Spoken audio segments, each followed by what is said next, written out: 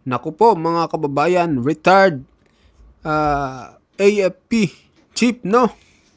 Hermogenes mga kababayan, ito hinarap na nga yung mga ex-marines na nagsiwalat ng korupsyon di umano, no? At nagdala ng mali-maletang basura o naglalaman ng pera mga kababayan. Ito na. Pakinggan natin, no, kung ano po ang mensahe ni retired General Esperon dito sa pagharap niya sa mga ex-marines. So ito na mga kababayan. Pero nag-retire ka. Yes, sir. Oo. Ikaw, nag-awal ka ba? Yes, sir. Ilang araw? So subscribe nyo pala mga kababayan si Kuya J, no, sa kanyang YouTube channel. Pa-subscribe po mga kababayan. Maraming salamat po. Mga sir. Madali na, sir. Ganun naman tayo, may awol-awol, hindi kayo pinatawan. Hindi na, sir. Eh, yan na yung order, eh. Pero gusto mo pa sanang bumalik. Yes, sir. Yung time Anong unit mo? Philippine Marine, sir. Saan nga? Saan dati? Pasensya na kayo, ha? Yes, sir. Saan unit ka? 11 battalion, sir. 11 saan? Yung time niyo, sir, sa Sambonga. Zamboanga. Saan doon? Dun sa ano, sir. Anong rango mo niya? 5-8, sir. Pwede. Ikaw. Yung BLT na dyan. Saan? Tawi-tawi, sir. Saan doon? Ito tayo mga pinanggalingan ng mga ito, no? Sa Mindanao. Deserter, sir. Tayo-tayo yung isa. Deserter, sir. Nakikita, sir. Anong rango niya? 8 battalion, sir. Saan? Sa Umarsudo, sir. Sulog? Ay, sir.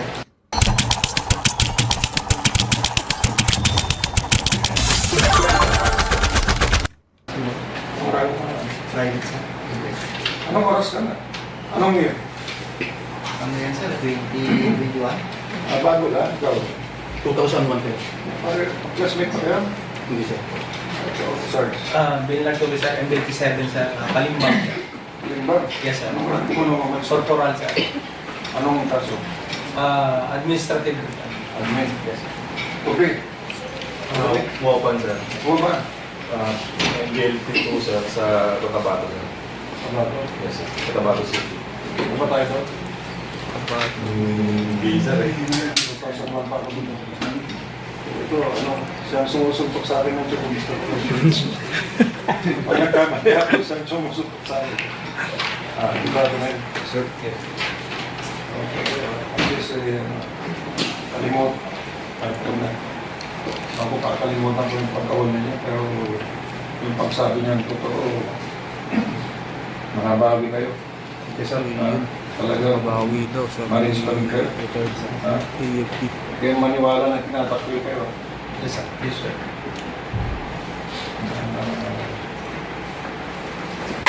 Ang gusto lang natin, ma-investiga kayo, kaya yung pinapakita natin.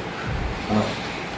Pinapakita natin. Kaya pinapakita natin kung anong na-obserbahan, di ba? Masama ba magsabi ng, halimbawa, pinagpatrolya kita, at nag-report ka sa akin, anong gagawin ko? Kung ako yung platoon commander mo, Maniniwala ko, sir, sa maniniwala ako, o tanungin ko yung iba, di ba? Yes.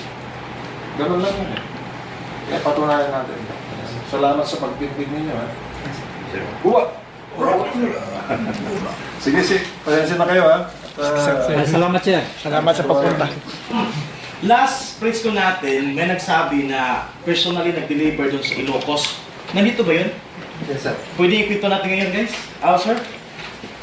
Sir, at pa yung nangyari, sir, nagsabi si boss kung dadalhin kami sa Ilocos. Para po kay living ko. So, nag-ready siya ng 5 maleta. Then, sinakay po dito sa King Air. Diyan po sa Denver. Kasama ko po si Kong Saldi paghatid sa Ilocos. So, nasa affidavit to, sir, I'm sure meron kayong supported evidence regarding sa ano na to. Yes, So, next, guys. Sir, ano po reaction nyo sa sinabi ni Sec Eduardo Año kahapon sa pinal niya doon sa DOJ kahapon na wala daw katotohanan yung nakatanggap siya ng envelope? Ano po, sino po pwede? Wala daw katotohanan na nakatanggap siya si Sec Eduardo Año. Paano walang katotohanan nakita ng team namin na nandun din siya sa meeting sa townhouse. Paglabas, Paglabas. may dala na siya na Malita. yung Hindi envelope, paper bag. Paper bag. Oh. So, Nako, yari. Sir, doon sa Ayan, affidavit din patunay. nyo, meron kayong delivery sa mga media and mga trolls. Can you tell us more about it po, yung delivery? Gaano kadalas yung deliveries nyo? At if possible, can you name those media personalities kaya na nakatanggap? meron siya. Mga ilang Pero beses po sa kayo? tamang panahon na siguro Yung mga pangalan siguro po yung sa mga media. Sir, follow up lang po doon sa lamang maleta. Doon po sa lamang maleta, magkano po yung laman nun, sir? Hindi ko po, Yung rough estimate na lang po, sir. yung isang maleta hindi ko kayang buhatin, so kailangan ko ng kasama. Bigat yung 50 million. Alam ko kasi yung trabaho ko sa bangko eh. Pero sir, yung rough Buhat estimate rin kami lang ng po niya. pera. Estimate ko nasa 50 pataas. Ang isang laman ng isang maleta. Sir, paglabas ninyo, may kontak kayo kay Congressman Saldico. Na alam niya yung paglabas ninyo. Hindi pa. Pagdating ninyo kay Congressman Saldico, kayo yung mga active pa o walang active sa inyo? May active sa amin yung mga PNP. Yung the rest na nasa armed forces, may retired. Tsaka hindi naka-retire.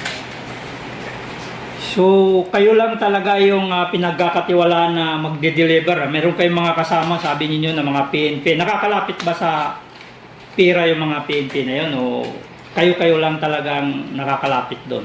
Lahat po kami ng security ni Kong Saldi nakakalapit po. rotation kasi Rotation yung yung duty. detail namin eh. Pero mga PNP hindi nakakalapit doon. Lahat po ng Kasama security sila. kasama. Rotation yung detail namin, sir. Na ito. So, saan ahensya ng gobyerno may tiwala kayo na makarating to? Sa Senado or sa Congress na may imbestigahan to? Kahit saan, sir, kung saan makatulong. Tama. Matapos na yung mga... Basta wala kayong pinipili. Yes, sir. Pero nakita natin yung pattern, di ba? Na parang tinatagal, tapos instead na imbestigahan yung allegations, parang kayo yung pinapa-imbestigahan. Hinahanapan ng lutas. So, ang tanong rito, kasi ang importante dito may allegation, so dapat may formal na scrutiny na mangyayari. Pero hindi nangyayari yon. So, ang tanong ko, ano kaya kinakatakutan? Kapag ito na ilabas, nagkaroon ng formal na hearing, tapos na scrutinize, maglabas ng ebidensya, meron pa bang, aside sa affidavit, makikita natin na talagang, may expose yung korupsyon na nangyayari. Yes, sir. Marami pang ebidensya na pa rin. Baka marami pa kami may turo sir pag nakita namin sila doon. Kasi yung sa affidavit, kulang pa nga yun, sir. Grabe. Hindi lang namin kilala yung iba eh. Sir, may balita kami paglabas ninyo, mayroon pa daw gustong lumabas din na katulad ninyo na gusto rin maglahad. Pwede ba ninyong may sa amin? Kung may katotohanan yun? Totoo yan po, sir. Pero darating araw makilala din sila. May mga Sa kasama Oslo, pala sir, sila. si Senator Lacson, Blue Ribbon Chairman, then it's turned out na meron siyang pahayag to discredit the 18 Marines. Ano po yung masasabi niyo po? Ini po ninyo. Hindi naman po nadapat kami nung una, hindi na po kami babang. Katulad ng sabi ko po, ang buhay namin ay palubog na yung araw. Kung mayroong mga tamang pagkakataon para maglahad kami ng katotohanan, ito na siguro. Kaya samahan niyo po kami sa aming nilahad na katotohanan sapagkat totoo po yung aming sinasabi. Katotohanan lang po ang aming sinasabi. Kung nagkamali man po kami sa aming serbisyo noon, ito na siguro yung tamang pagkakataon para makabawi po kami. San Marino Corn Yun, mga kababayan, ano masasabi nyo dito sa pahayag po ng mga ex-marines na talagang nagsiwalat ng di umano'y katiwalian sa gobyerno. So ano pong pahayag nyo dito matindi yung kanyang pahayag, no? Yung last. So, Tuna. okay natin. Konti lang ang mantika. Sulit na sulit. Switch na. Need extra budget? Mabilis mag-loan sa Maya! Sana yan. Ayan. Katulad ng sabi ko po, ang buhay namin ay palubog na yung araw. Kung mayroon mang tamang pagkakataon para maglahad kami ng katotohanan, ito na siguro. Kaya, samahan niyo po kami sa aming nilahad na katotohanan sapagkat totoo po yung aming sinasabi. Katotohanan lang po ang aming sinasabi. Kung nagkamali man po kami sa aming serbisyo noon, ito na siguro yung tamang pagkakataon para makabawi po kami. Ayan mga kababayan.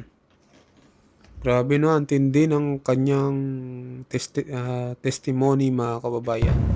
Isipin Sabi po niya- natin, mapakatalino po tayo. Sabi niya kung nagkamali daw sila noon, ito na siguro ang tamang ang tamang panahon para makabawi daw sila mga kababayan. So ayun, no?